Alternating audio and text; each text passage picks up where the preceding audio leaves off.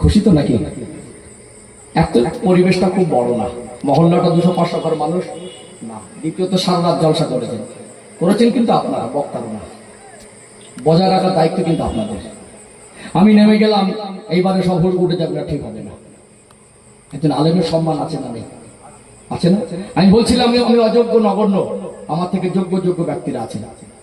আমি হয়তো বয়সে বড়, আমার 38 বছর অ্যাভারেজ বয়স হবে, ছোট হলেও আলেমদের এক একটা গাছের ফল যেমন এক এক রকম স্বাদ, এক একটা ফুলের এক এক রকম খুশবু। যে জায়গা থেকে চেষ্টা করে দিনের খেদমত করা, সাধারণ মানুষকে দিনের পথে প্রতিষ্ঠিত করা।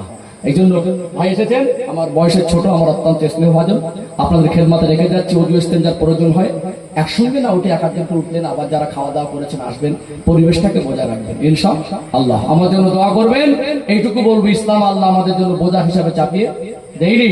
আমরা ঈমান মজবুত করি, আল্লাহ এবং রাসূলের কথা মেনে চলি, আল্লাহ সাহায্য পাবো, দুনিয়া আখিরাতে সুখ শান্তি পাবো ইনশাআল্লাহ। আল্লাহ জান্নাত নসিব হয়ে যাবে।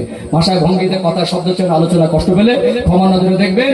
আলেমকে বসে রেখে বক্তব্য করাটা, এটা আমি আমার দৃষ্টিতে ভালো মনে করি না। এই পর্যন্ত সমাপ্ত করলাম। ওয়া আলাইনা ইল্লাল বালাগ। আসসালামু আলাইকুম ওয়া রাহমাতুল্লাহি ওয়া বারাকাতুহু। মহব্বতে দরুদ শরীফ আল্লাহুম্মা